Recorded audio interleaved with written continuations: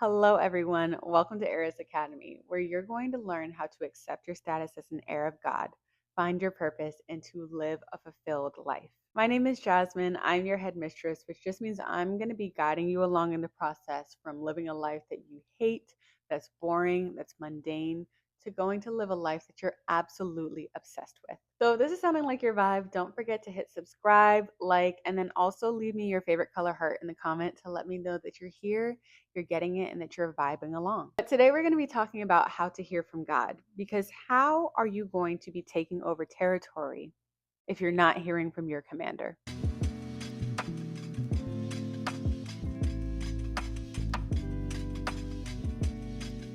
So we're currently in our 101 series. The 101 series is going to help you actually feel like you're an heir of God, since there's certain foundations and things that you're going to need as God's daughter. Just like princesses have to go through trainings and lessons and classes and everything in order to kind of step into their title, that's what we're going to be doing here. Okay, so we're going to jump right in. How do you actually hear from God? Like, what is the actual process?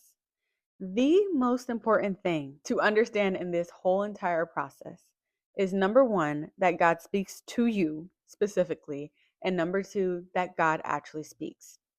And I say this because a lot of the times we try to find different tactics and methods of communication that God uses, and we're searching and searching and searching for God to actually speak to us, and we're begging Him and we're pleading, and we're like, I just can't hear you.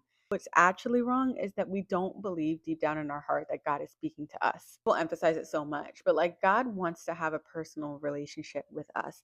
And people always say a personal relationship because it reminds you that yes, God's speaking to everyone else and God cares about everyone else, but He also cares about you specifically.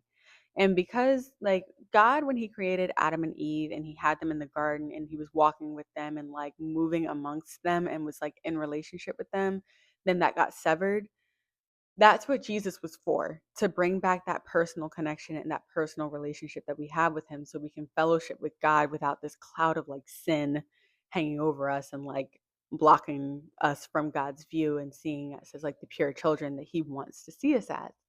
But that's completed, that's done. And when you accept Jesus, that's already happened. Like your sins were forgiven. God can see you, God can communicate with you, God can talk to you. So, I need you to really ask yourself whether or not you believe that God has been speaking with you and is speaking to you.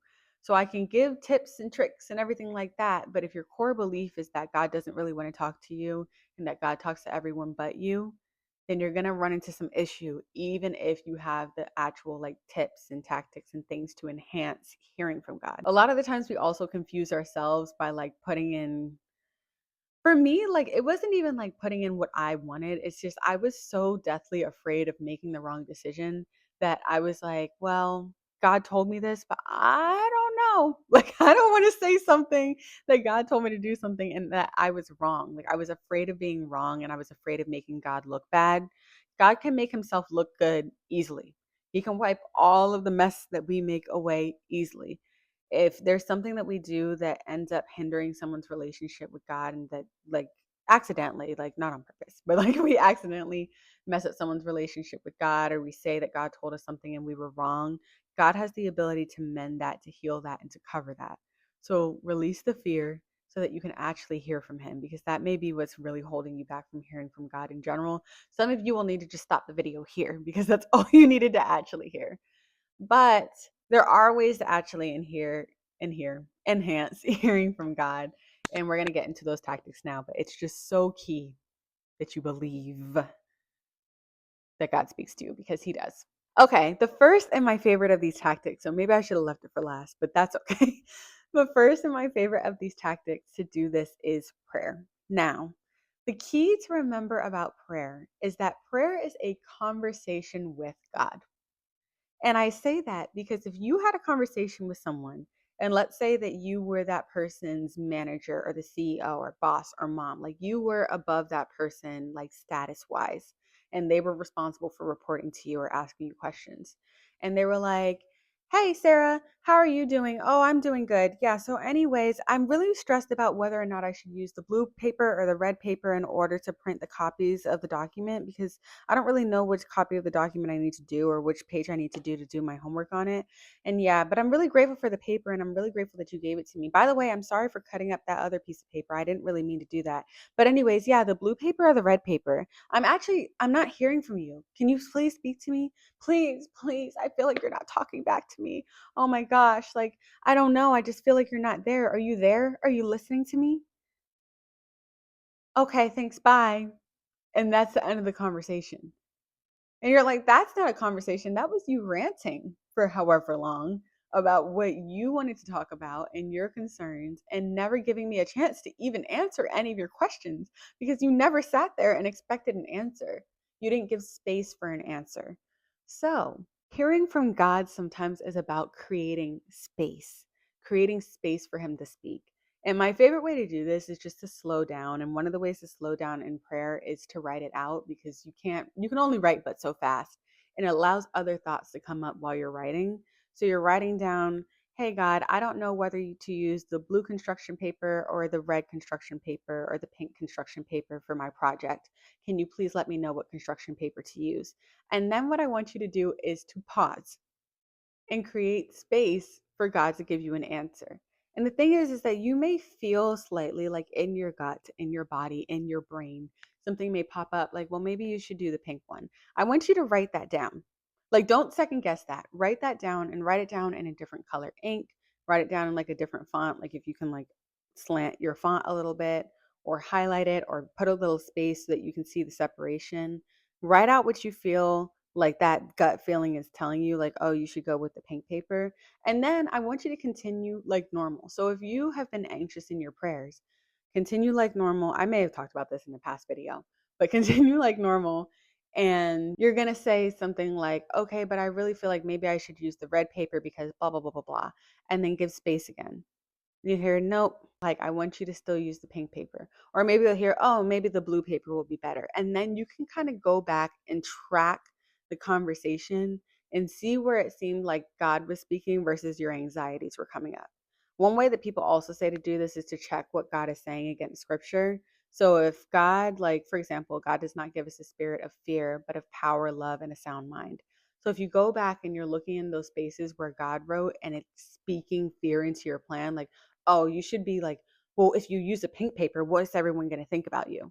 That's anxiety. That's not God. He's not going to give you that. But if it's pink paper is going to reflect beautifully, even though people may not like it at first, they're going to fall in love with it later.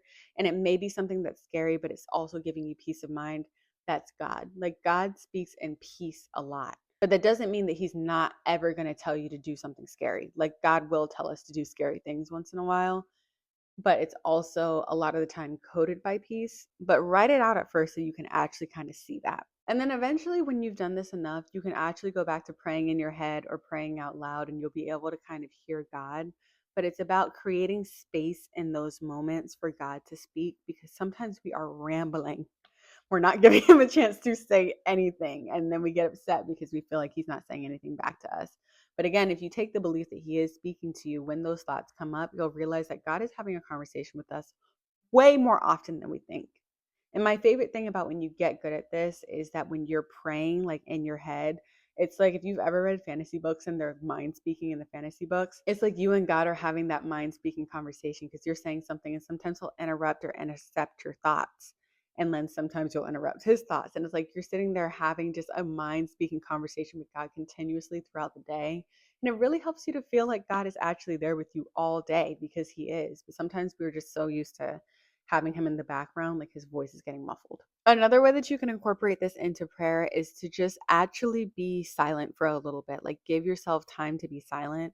So if you're praying for 2 minutes, then give yourself 1 minute of silence at the end and then just write down whatever thoughts you feel like are coming up.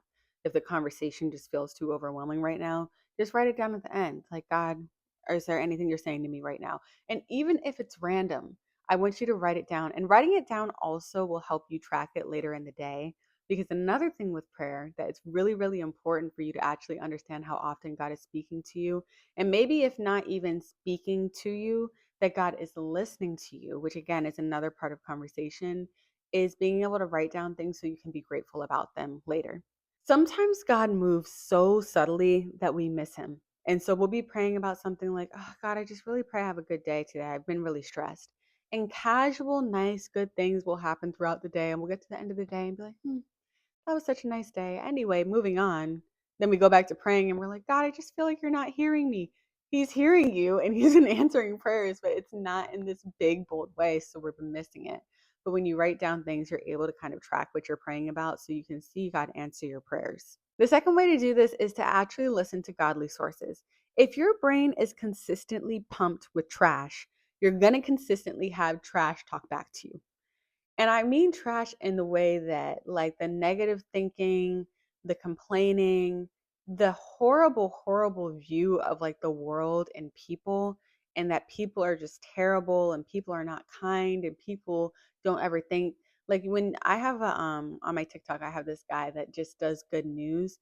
And like sometimes when you're hearing news in the world, it's all bad, bad news, bad news, bad news. And you think, oh, there's never any good news out there because you're not searching for it. But if you listen to good news, then good news starts to filter into your brain, and then your brain starts to look for good news more often. So it's the same thing with God. Like sometimes the voice that we have in our head seems so harsh, it doesn't seem like it can be God. And that is because we are used to listening to harsh voices, maybe in the way that we speak to ourselves, and maybe in the way that your parents spoke to you, and maybe in the way that even your friends or siblings speak to you, that's just in a serious, mean, and rough way. Sometimes we need to listen to people that speak gently so that our subconscious has that voice in our brain too, and God can play off of that. And so that songs can come up. And that's why it's important to read the Bible so God can like pull these things up. But right now, he's not having anything to pull from. Well, he has endless things to pull from. But like what you're giving him to pull from is not the healthy, happy things and the peace of God and God being like a father when you're continuously looking at content of fathers failing and of God failing, and look around the world and, God doesn't actually speak to people. And if God is present, then how can this be? And we're only looking at things that are confirming our beliefs instead of rewiring new ones. So again, if you're having that issue with, I don't really believe that God speaks or that God speaks to me in general, it may just be because of the type of content you're looking to. So always I say, borrow other people's faith. Take the faith from other people that they have so strongly and feed off of it a little bit until you're able to get your own strength. And lastly, which kind of also goes into the second one, your world is too loud. Your world is too loud. There is something going on all the time. And because there's so much going on, what happens is like we always have a TV on, we always have music on, we always have a podcast on, a YouTube video, we have things playing, we have people talking, and there's so many things happening that when your brain gets a second to breathe, instead of God being able to come up and speak to you, all the anxieties and all the worries and all the other thoughts that you didn't want to think about come coming up first. And then it's like, oh, I don't want to think about that. Let me turn on something else. Let me go back to scrolling on TikTok. Let me do something else to stuff that back down. And we're missing all of those inner voices. And those anxieties and stresses are supposed to be the things that we're praying about. So you're blocking ways that God's trying to actually meet the true need in your heart by always having something on. Ride in your car with nothing on. Just sit in silence and let your thoughts lead you from one place to another. Let God lead you in your thoughts from one place to another. And if it feels scary, like just imagine like you're a little girl and you're holding his hand and he's walking through your thoughts with you. And he's there to protect you and to comfort you and to shove certain thoughts away. And he's going to touch certain thoughts and he's going to heal them. Like have that imagery in your head for when you don't want to go through all the different things that you've been thinking about. But shoving them down helps nobody. It's not helping you and it's not helping the people around you. Everyone around you needs you healed. So don't shove down your thoughts. Okay. We have to give space for them. And I mean, give continued space, like continue to make spaces and times where you're just thinking, cook without music on, ride in the car without anything on. Because like for me, when I was breaking my codependency, I realized like even when I was on campus for college, like when I was walking, would not want to walk without having someone on the phone to talk to. like not able to just kind of face the world and to think without having like a backup and a comfort. Like God's supposed to be our comfort, not my siblings. So I'm like, okay, take that away to get more comfortable with just doing things and operating in the world without having perceived comfort behind me instead of actually having like God and his angels like backing me up. Because again, we're heirs of God, like we're princesses. So we walk around with an army of angels around us protecting us all the time, but we're like scared to interact with the world. We're scared of our own thoughts. We need that silence for God to speak because God usually is not yelling at you.